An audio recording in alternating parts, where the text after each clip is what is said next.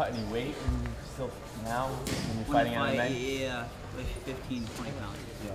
Got any secrets that you're willing to give what up? I use for cutting weights, a lot of guys use it. UFC. It's albaline oil. You can buy it like at Walgreens. It's like it's like in the female section. It's just it's a white container. It's like it's a makeup remover, and it's a blue lid on it. It says albaline, ALBOLINE, albaline. And you take that and you put that in your body. It opens your pores up, and you go sit and you go run like 3 miles, and get a good little run in, break a sweat, and then you go with some sweats on, and then go sit in the sauna, and you'll get like maybe a driver's license or a straight edge. And if you don't have a lot of hair like me, you just squeegee off your body. You just squeegee off your body, and it does not stop pouring. You just sweat profusely. How far out do you cut? 15? Probably like maybe 24 to 30 hours. You can lose a lot of weight from. I've lost 12 and a half in 24 hours.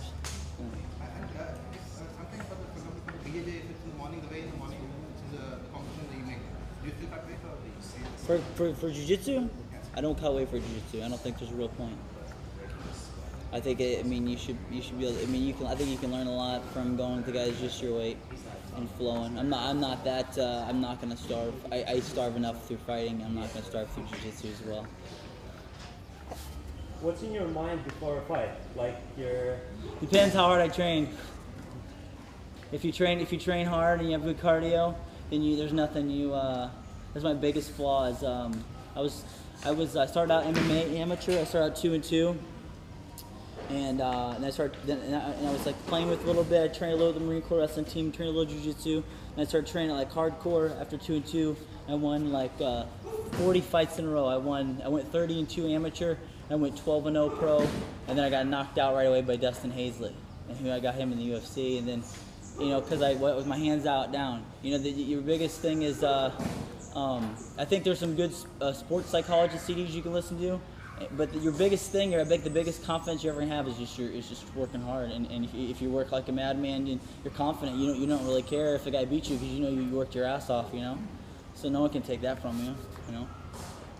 You fought a ton of fights early on. How'd you balance the training with that? I fought I used to fight. I used to drive and fight. I remember there was one weekend I fought on a Friday in South Dakota, and then the next night I fought twice in a night amateur, and then the next weekend I flew to Denver to fight. I just fight like every weekend. I just fought just to fight because I just want to do it. How'd you balance that with your training? You're kind of pretty steady. My opponents in amateur, your amateur opponents are just picked usually the night of. There's in the weight, there's no really weights. If some of the amateur shows, there's a lot of shitty amateur shows out there. A lot of shitty amateur shows. Like, everybody here knows who Houston Alexander is. Yeah. Houston Alexander is a friend of mine, but we always laugh because I was supposed to. I was between my first UFC fight. I lost to Josh Berkman. And it was like April, and this show offered me to fight Houston, and it was before Houston got in the UFC. All right, so I was gonna take this fight with Houston, who weighed like 240, and I go to show up, and they go, and then on the internet I fought some other big dude at 240 or whatever, and won that fight, and I was under contract with the UFC. So a lot of people, they're like this guy's in the UFC. He's fighting chums like he's going to take easy fights like Houston Alexander, and then Houston Alexander goes and knocks Keith Jardine out like a month later. Then everybody just shut up, because I wasn't taking easy fights. I just wanted to take a fight, just take a fight.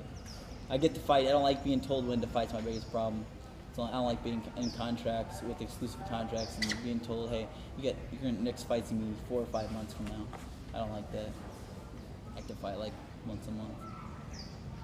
You got any fights on the horizon? I got January 22nd. I'm fighting in Omaha for HD Net Fights, Ring of Fire, and then I'm fighting the third week in February in Kansas City, and then I'm fighting for a charity thing in my hometown at the next weekend.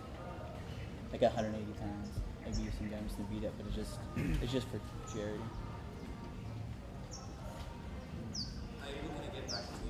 I'm gonna get back in the UFC. I gotta redeem myself. I don't be a UFC vet. I want to be a UFC winner. Any plans to fight in Japan or? Yeah, I'm talking to Ray. I want to travel. You know, fighting's so cool. And it's usually not the nicest people in the world are real fighters. You know, there's probably the nicest people in the world that you're around right now. You know, they're not like stuck up.